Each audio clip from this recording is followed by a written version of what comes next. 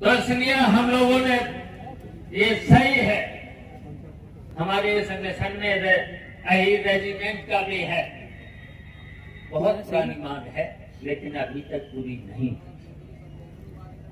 लेकिन ये पूरी तो तभी हो सकती है जब हम तो कहेंगे कि भारत गांधी ने उसने 13 प्रस्ताव पास कर दिए थे, अगर एक प्रस्ताव और पास कर देते कि दिल्ली की कोसी भी अब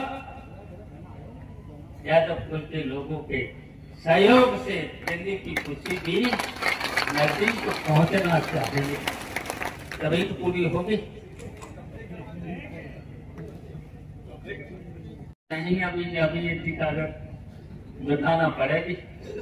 अगर ये सामने बैठी हमारी जनता अगर इसी तरीके से हम लोग काम करते रहे तो फिर ठीक जा सकते, लेकिन आलस कर गए, घर में बैठ गए तो फिर उस कोशिश तक पहुंचना मुश्किल होगा। तो इसलिए हम कहना चाहता हूं, हम इसलिए बताना चाहता हूं, बताइए 2003 में नेताजी को हमने तो उत्तर प्रदेश में किसकी सरकार थी? बेईमान सरकार थी। फिर बेईमान सरकार से एमएलए मिलाकर के 2003 में इस उत्तर प्रदेश की कुर्सी पर नेताजी को किसने बैठा था? बताइए, किसने बैठाला था?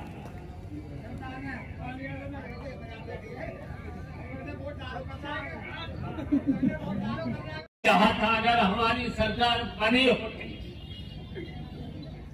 हमारी सरकार अगर बनी होती तो मैंने भी कहा था कि हर परिवार में एक बेटी और बेटी को नौकरी देने का काम करें। मैंने इसलिए कहा था शिक्षा भी जरूरी है, आज के समय में शिक्षा जरूरी है। बधाई देना चाहते हैं डीपी यादव को, शिक्षा के बारे में बहुत कुछ काम किया है। हम नेताजी को भी बधाई देना चाहते हैं। डीपी यादव जी को याद होगा जब पहली बार नेताजी मुख्यमंत्री बने थे, नेताजी ने मंत्रिमंडल में और सभी विधायकों से कहा था अपने अपने क्षेत्र में कम से कम इंटर कॉलेज, डिग्री कॉलेज जरूर बनाना। कहा था कितने काम और काम के साथ साथ पर पूछना यहाँ के विधायकों को, सभी विधायकों, चाहे सहसमान का विधायक हो, चाहे गुन्नौर का विधायक हो, चाहे असमोली का विधायक हो, चाहे बदायूं का विधायक हो, जो मांगा बताओ, सड़क, ट्यूबवेल के साथ साथ जो भी ट्रांसफर पोस्टिंग से लेकर के करा, और उसके बाद फिर हो गए संपन्न। कमीशन लेकर किसी को दिया, किसी अधिकारी को भी नहीं दिया, खा गए सबका। मैं इसलिए बताना चाहता हूं अगर 2022 में अगर हम अपनी पार्टी के प्रत्याशी अगर लड़ा देते तो बताओ कोई भी जीतता है? यहाँ से कोई भी विधायक नहीं जीत सकता। इसलिए मैं बताना चाहता हूं नहीं जीत सकता था, एक भी विधायक नहीं जीत सकता। मुझे तो एक ही सीट मिली, लेकिन मैं तो बधाई देना चाहता हूँ जसमान नगर क्षेत्र की जनता को। जसमान नगर की जनता ने मुझे किसी ने मेरा प्रचार नहीं किया, तब भी मैं सबसे ज्यादा वोटों से जीता। जो मन में, विचारों में, छाती में जुनून पैदा हो गया, उसको कर गुजरने के लिए हमें कोई रोक नहीं सकता है। वो अलग बात है कि कोई जेल भेज दे, कोई लाठियां चलवा दे, कोई गोलियां चलवा दे, और जब ऐसा कभी होगा तो मैं भी तो केला देवी पर आकर खड़ा हो जाऊंगा, फिर तो तुम लोग इकट्ठे होकर के आओगे ना मेरे पास। तो कुल मिलाकर के इन लोगों ने जो मांगे की, दो मांग उनमें मुख्य है जिनको मैं भी चाहता हूं, लेकिन मेरे चाहने से सिपाही जी कुछ ज्यादा नहीं होता। चाह तो हम तमाम, ये हजारों हजार लोग बैठे हैं, आप लोग बैठे, सब चाहते हैं कि अस्पताल भी बने और डिग्री कॉलेज भी बने। तो डिग्री कॉलेज बनाने का वादा तो मैंने कर लिया और उसे निभाऊंगा, लेकिन अस्पताल बनाने की बात अपने विधायक से क्यों नहीं करते तुम लोग? जब लाइन लगा के वोट देके दूसरे को कौनी मार के पीछे करके वोट डालते हो, तो आप क्यों नहीं कह सकते? क्योंकि क्षेत्र में, गांवों में जो बीमारियां हैं, इधर उधर के लोग तो मेडिकल कॉलेजों में और आने जा सकते हैं। केला देवी का आदमी दौड़ेगा तो कहां को किधर को जाएगा? इसलिए उस अस्पताल को अपने क्षेत्र में खुलवाने की मांग करवा, सहयोग हम लोग भी देंगे। ये नहीं कि आप लोगों से मना किया। इसलिए, और तुम जो इकट्ठा होकर के जो कुछ कहो, भाई हमसे शिवपाल जी जब वादा कर चुके हैं कि हम दोनों लोग साथ साथ आपके बीच रहेंगे, पूरे उत्तर प्रदेश में नहीं पूरे हिंदुस्तान में साथ साथ जाएंगे, अपनी बात कहेंगे, उसे मनवाने का काम करेंगे, तो हमें बता देना भाई, हम लोग भी आपका साथ, जहां भी आवाज दे दोगे वहां आपके साथ आकर के खड़े हो जाएंगे। लेकिन तुम्हारा भी तो कोई अधिकार है। ये बाबा साहब अम्बेडकर ने एक आवाज दी थी संविधान के रूप में इस देश में, और कहा था कि टाटा, बिरला, मोदी, मैंने एक अधिकार दे दिया है उस गरीब को जो झोंपड़ी के आखिरी छोर में बसता है, जिसके पास दीपक नहीं है, रोशनी नहीं है, खाने की रोटी नहीं है, पहनने के कपड़े नहीं है, लेकिन एक अधिकार मैंने उसको ऐसा दे दिया है कि जो तेरी वोट की कीमत है वही कीमत उस गरीब की वोट की होगी। सबसे ज्यादा वोट। इसलिए मैं कहना चाहता हूं, अब तो हम लोग नहीं रहे, डीके यादव और हम लोग नहीं रहे, अब हम तो मिलकर के साथ रह करके ही, चाहे पुनर्जागरण मिशन का मामला हो, चाहे कोई यहाँ चुनाव हो, चाहे लोकसभा का चुनाव हो, चाहे विधानसभा का चुनाव हो, हम लोग मिलकर के इस पूरे उत्तर प्रदेश का चुनाव लड़ने का हमें ये कहना चाहता हूँ, हम किसी की ताकत को कम नहीं करना चाहता, मैं अपनी ताकत को बढ़ाना चाहता हूँ। हम इसलिए बढ़ाना चाहता हूँ, जो मांगे हैं हमारे मिशन की 5 मांगे हैं। एक तो अहीर रेजिमेंट, दूसरी है किसानों को उसकी फसल का वाजिब मूल्य मिलना चाहिए। एमएसपी, बताइए, एमएसपी का वादा तो किया गया, कहीं मिला? न्यूनतम समर्थन मूल्य किसी किसान को ना तो कह रहे जितनी लागत हो, लागत का कम से कम दोगुना तो मिलना चाहिए, दोगुना तो मिलना चाहिए किसान को। और इसके साथ साथ मंडल आयोग की सिफारिश से अभी तक लागू, सच्चर कमेटी की रिपोर्टें अभी तक लागू नहीं हुई।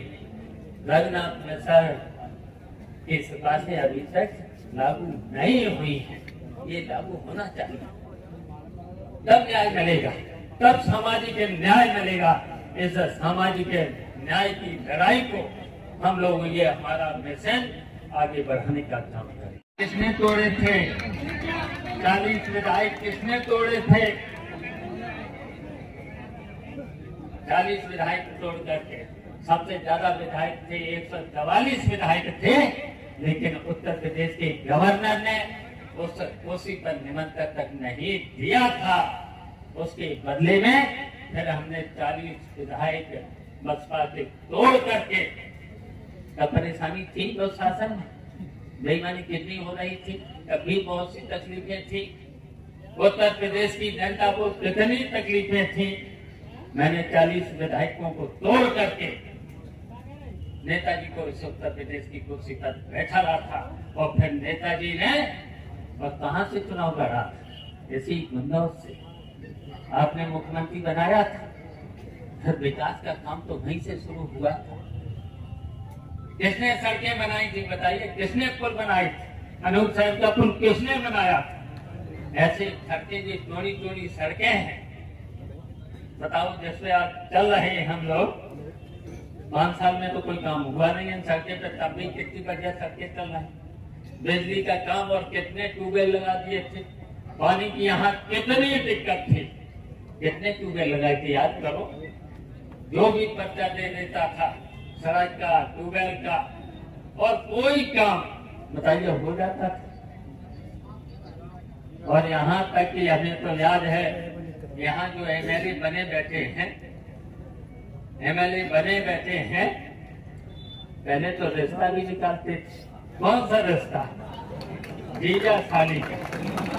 और बताइए वो जीजा, बताओ जो रिश्ता बनता है कभी तोड़ा जाता है? बताओ 16 के बाद वो रिश्ता कहाँ चला गया? चाहते हैं डीपी यादव जी ने बहुत अच्छा काम किया, और हम भी आज शिक्षा के मामले में मैं इसलिए कहना चाहता हूँ, हमारा तो परिवार जानते ही होंगे कि शिक्षा से सभी पूरे परिवार जुड़ा। अगर हम राजनीति में नहीं आते तो हो सकता था हम भी शिक्षक होते, हमारा भी अपॉइंटमेंट हो गया था।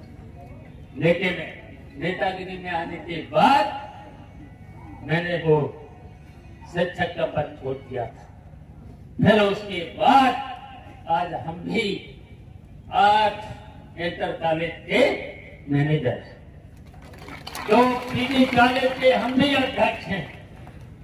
तो इसलिए हम लोगों ने नेताजी ने जो हम लोगों को कहा था उसे पूरे करके दिखाया है। डीपी यादव ने भी करके दिखाया है, और हम तो चाहेंगे यहाँ जितने भी बैठे हैं, आज करण सिंह जी से भी हम सब लोगों ने मांग की है, कम से कम इस क्षेत्र में एक कॉलेज तो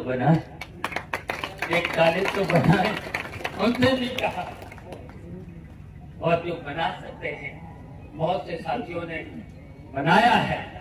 और शिक्षा के साथ साथ संपन्नता भी जरूरी है, संपन्नता भी जरूरी है।